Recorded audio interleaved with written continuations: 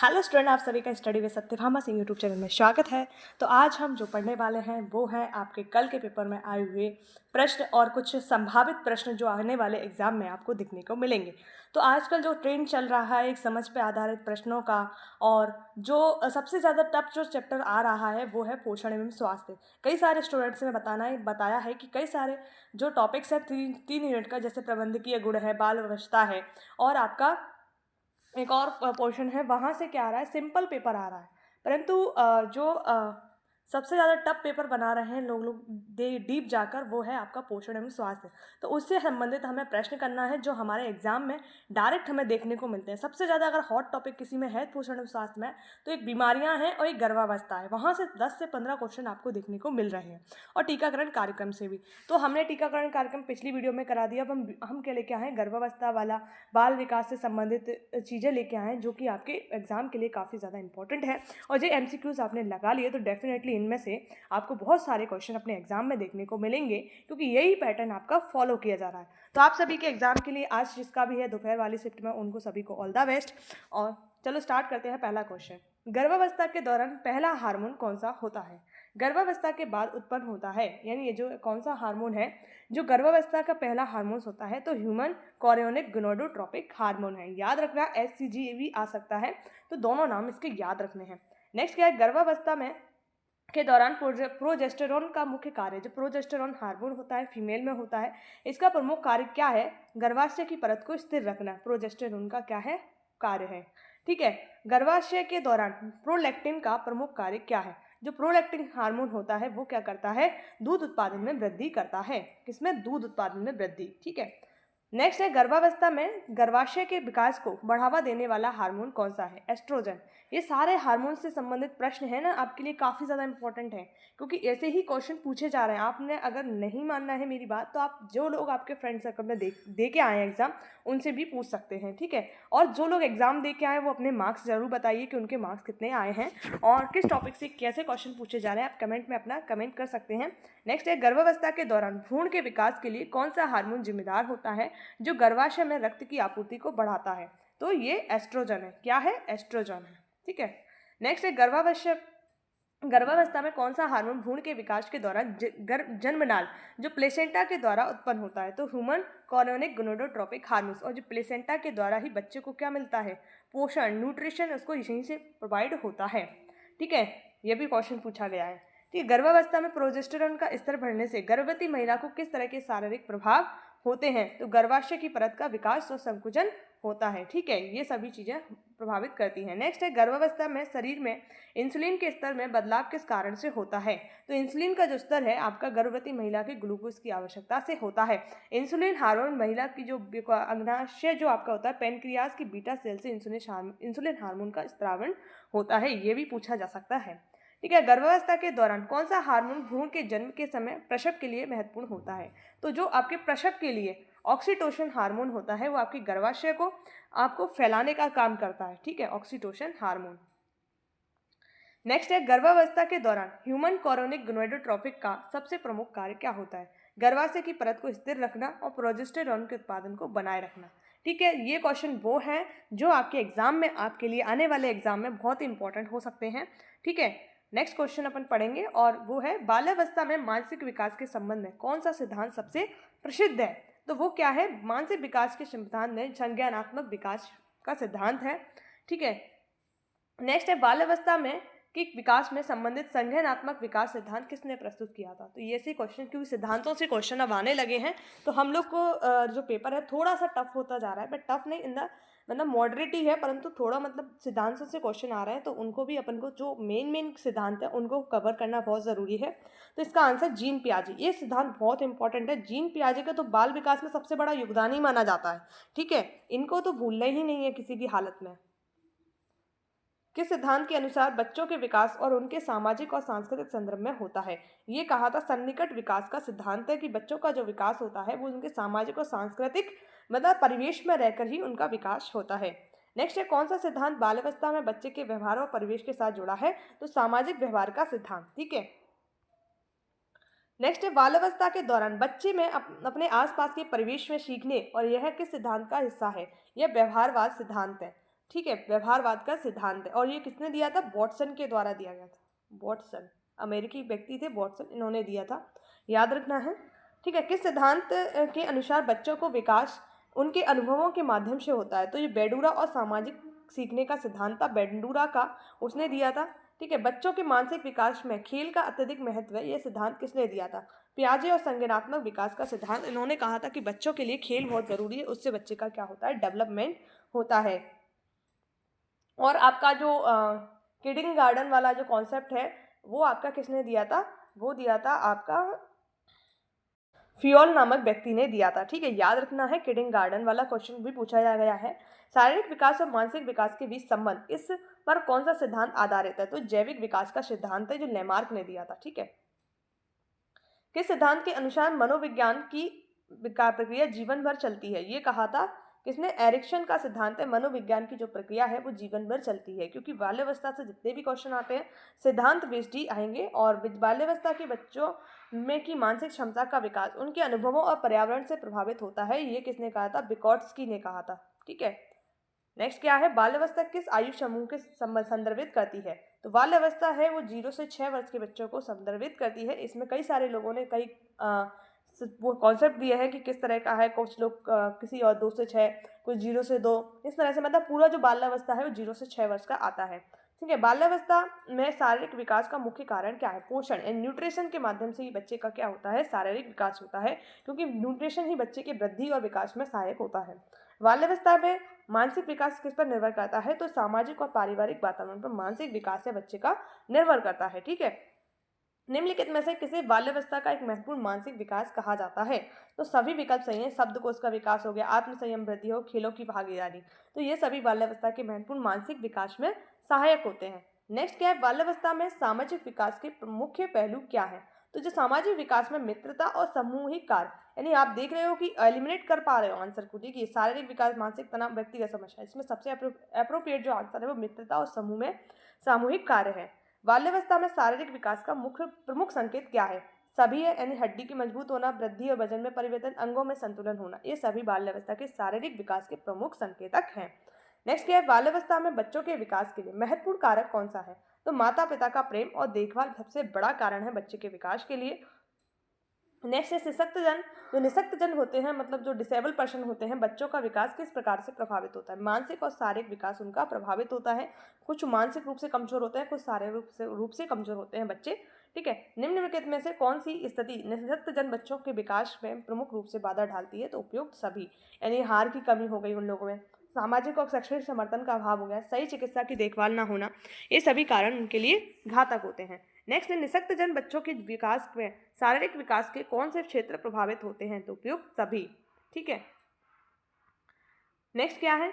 निशक्त जन बच्चों के लिए कौन सा पहलू महत्वपूर्ण है ताकि उनका मानसिक और सामाजिक विकास सामान्य रूप से हो सके? तो विशेष शिक्षा और समर्थन उनके लिए बहुत जरूरी है, क्योंकि विशेष स्पेशल एजुकेशन के द्वारा ही ऐसे बच्चों को एजुकेशन प्रदान करके उनका सामाजिक और आर्थिक विकास और शैक्षणिक विकास किया जाता है। निशक्त जन जो बच्चों के लिए समावेशी शिक्षा का क्या महत्व है? ये समावेशी शिक्षा का महत्व यह बच्चों का समाज में समान रूप से शामिल करने में मदद करता है। ठीक है, बच्चों को ऐसा नहीं है कि विकास की मुख्य धारा से दूर कर दिया जाए, उन्हें विकास के साथ जोड़ा जाता है। ठीक है, निशक्त जन बच्चों में सामाजिक विकास को बढ़ावा देने के लिए किस प्रकार की गतिविधियां सबसे अधिक फायदेमंद होती हैं? तो ये है समूह गतिविधियां और टीम कार्य, क्योंकि वो समूह के साथ रहकर वो सीखते हैं और टीम कार्य की भावना उनमें जागृत हो जाती है। नेक्स्ट है निशक्त जन बच्चों में संज्ञानात्मक विकास को बढ़ावा देने के लिए किस प्रकार का समर्थन आवश्यक है? विशेष शैक्षणिक योजनाओं का। ठीक है, नेक्स्ट है सशक्त जन बच्चों के लिए शारीरिक विकास की कौन सी गतिविधियां मददगार होती हैं? योग और हल्का व्यायाम है, ये उनके लिए मददगार होता है। ठीक है, नेक्स्ट है निशक्त जन बच्चों के विकास में जो मुख्य चुनौती होती है वह क्या है?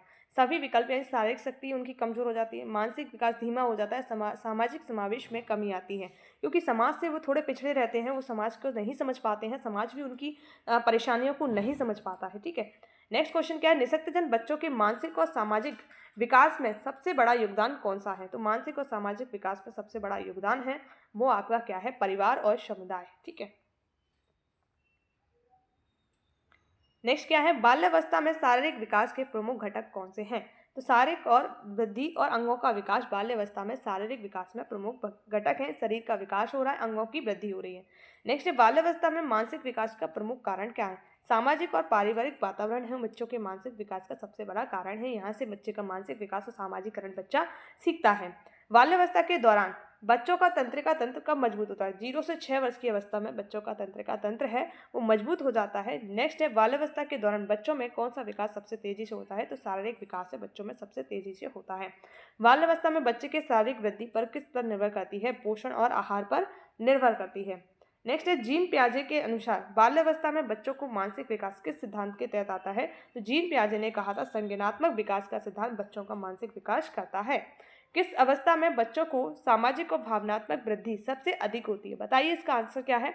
इसका आंसर है बाल्यावस्था। ठीक है, नेक्स्ट क्या है? बाल्यावस्था में शारीरिक वृद्धि की किस समय किस प्रकार के परिवर्तनों का सामना करना पड़ता है? तो उपयुक्त सभी परिवर्तनों का बच्चे को सामना करना पड़ता है। नेक्स्ट क्वेश्चन क्या है? बाल्यावस्था के दौरान बच्चे का जो मानसिक विकास है विकास उसके संज्ञानात्मक कौशल और समस्याओं के क्षमताओं का विकास पर आधारित होता है। ये किस सिद्धांत से संबंधित है?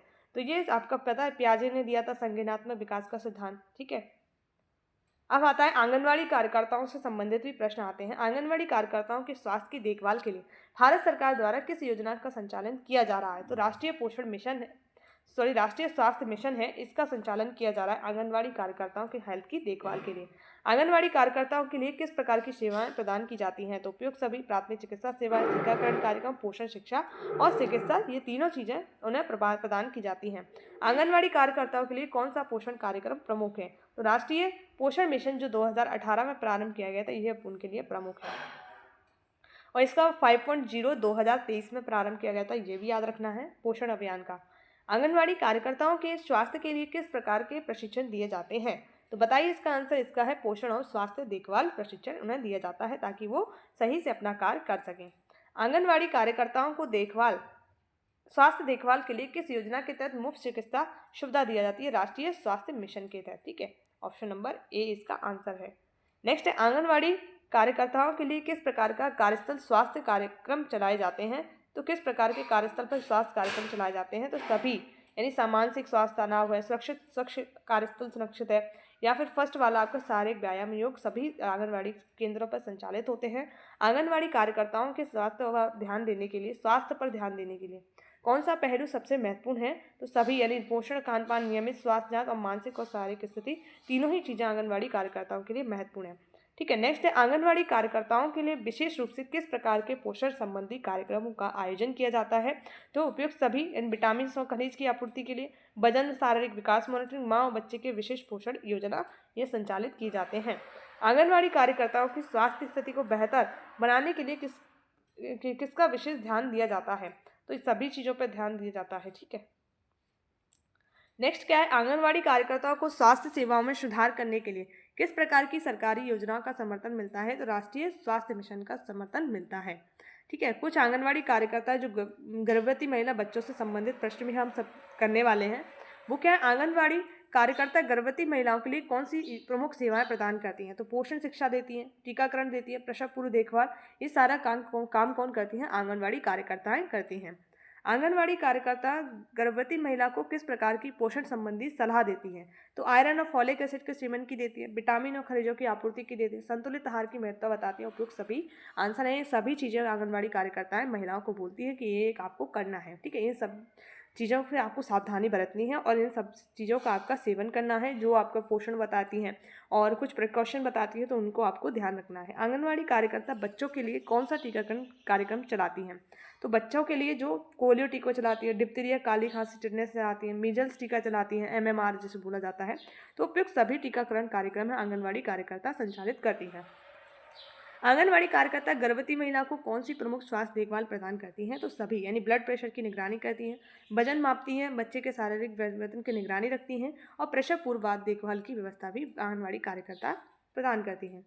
आंगनवाड़ी कार्यकर्ता बच्चों को कौन से पोषण कार्यक्रम प्रदान करती हैं? तो जो है वो सभी पोषण कार्यक्रम प्रदान करती हैं, यानी सही आहार, संतुलित आहार की जानकारी देना, कुपोषण से बचने के लिए विटामिन, मिनरल सप्लीमेंट्स देना और मध्याह्न भोजन, ये आंगनवाड़ी के द्वारा ही प्रदान किए जाते हैं। आंगनवाड़ी कार्यकर्ता गर्भवती महिलाओं को किस प्रकार की मानसिक और शारीरिक देखभाल की सलाह देती है? शारीरिक व्यायाम और योग करो, मानसिक शांति और तनाव प्रबंधन करो, पर्याप्त विश्राम और नींद लो, उपयुक्त सभी जो आपके आ नहीं रहे प्रोसेस थिंकिंग बेसिस। तो वो वही क्वेश्चन है ये सारे कि आपके सिर्फ आपको बताया है कि कौन कौन से कार्य करती हैं, ये कहीं लिखा नहीं है। और आप लोग अपनी थिंकिंग के बेस पर यानी आपने जो पिछले आपकी नॉलेज है उसके बेस पे ही आप इन्हें कर पाओगे। आंगनवाड़ी कार्यकर्ता किस प्रकार के नवजात शिशुओं के लिए देखभाल प्रदान करती है? नवजात शिशु का स्तन पान कराना, नवजात शिशु का टीकाकरण कराना, नवजात शिशु का शारीरिक स्थिति की निगरानी करना। तो इसका आंसर क्या है? उपयुक्त सभी है। आंगनवाड़ी कार्यकर्ता बच्चों के किस प्रकार की देखभाल करती है? तो बच्चों की वृद्धि और विकास की निगरानी भी करती हैं, खेल और शैक्षणिक गतिविधियां भी करती हैं, कुपोषण से बचने के पोषण संबंधी ज्ञान भी देती हैं। तो उपयुक्त सभी इसका आंसर है। नेक्स्ट है आंगनवाड़ी कार्यकर्ता गर्भवती महिलाओं को किस प्रकार की जानकारी प्रदान करती है? गर्भावस्था के दौरान आहार और जीवन शैली किस प्रकार की होगी, प्रसव के दौरान आवश्यक सावधानियां क्या बरतनी है और बच्चे के जन्म की देखभाल कैसे करनी है, ये सभी सावधानियां कौन बताती हैं? आंगनवाड़ी कार्यकर्ताएं आपकी बताती हैं। नेक्स्ट क्या है? आंगनवाड़ी कार्यकर्ता बच्चों के लिए कुपोषण से बचाव के लिए क्या कदम उठाती हैं? तो आंगनवाड़ी जो कार्यकर्ताएं होती हैं बच्चों के कुपोषण से बचाने के लिए मध्याह्न भोजन कार्यक्रम और पोषण शिक्षा, समुचित आहार है, नियमित स्वास्थ्य जांच है, ये सभी चीज़ें इन आंगनवाड़ी कार्यकर्ता हैं कुपोषण से बचाने के लिए बच्चों के लिए करती हैं। ठीक है। बाल्यावस्था में बच्चे अपने वातावरण और आसपास के व्यक्तियों से सीखने की किस प्रक्रिया किस सिद्धांत के अंतर्गत समझा जाता है? तो व्यवहारवादी सिद्धांत के अंतर्गत बच्चा सीखता है। ठीक है। नेक्स्ट है बच्चे के विकास में संज्ञानात्मक विकास सिद्धांत किसने प्रस्तुत किया था? तो पियाजे ने प्रस्तुत किया था। ठीक है। किस सिद्धांत के अनुसार बच्चों का विकास और उसका सामाजिक और सांस्कृतिक संदर्भ है?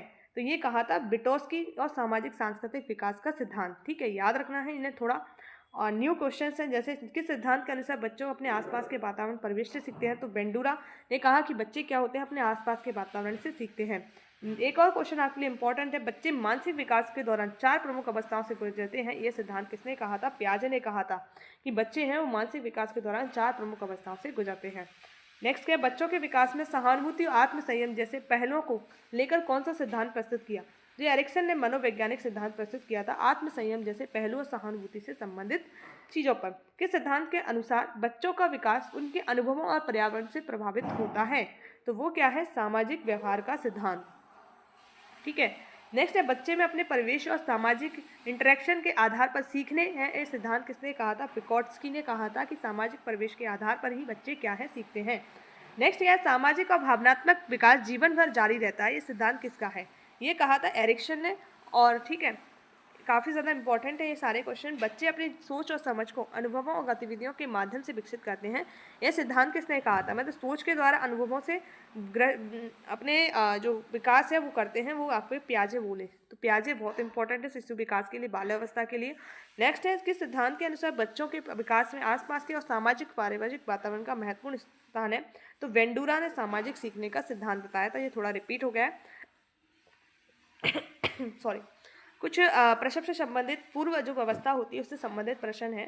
तो प्रसव पूर्व अवस्था में भ्रूण का पहला महत्वपूर्ण अंग कौन सा होता है? तो मस्तिष्क आपका सबसे पहले डेवलप होता है। हृदय भी साथ में ही होता है पर सबसे अप्रोप्रिएट लगाएंगे तो मस्तिष्क का।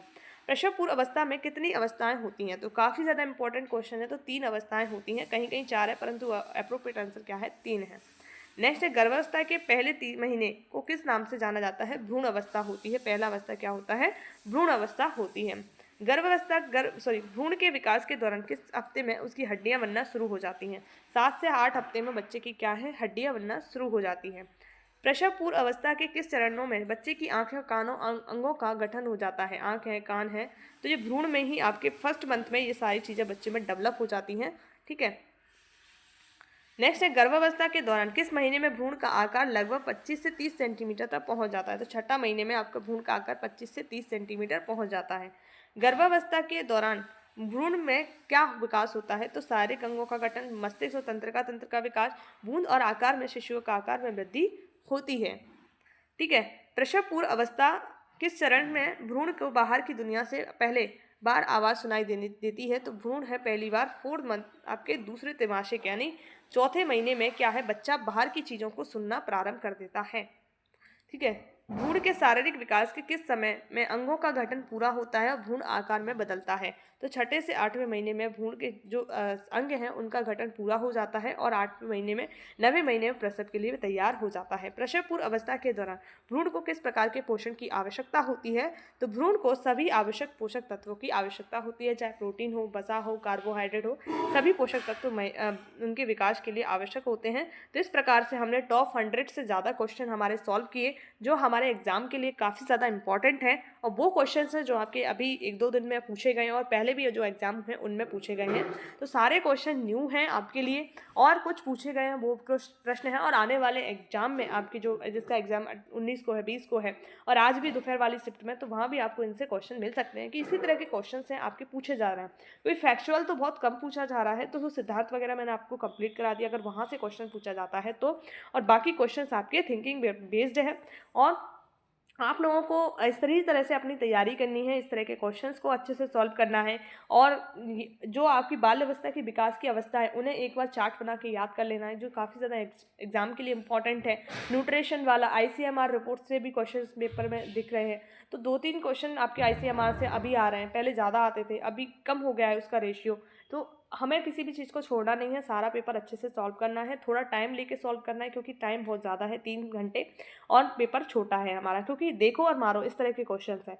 तो आप सभी को अच्छे से अपना एग्जाम देना है और आप सभी को धन्यवाद एंड तक देखने के लिए। जो चैनल पर नए हैं वो चैनल को सब्सक्राइब कर लीजिए ताकि ऐसी वीडियो आपको मिले और लाइक कर दीजिए, शेयर कर दीजिए ताकि और लोगों को भी बेनिफिट हो सके। तो जय हिंद, जय भारत।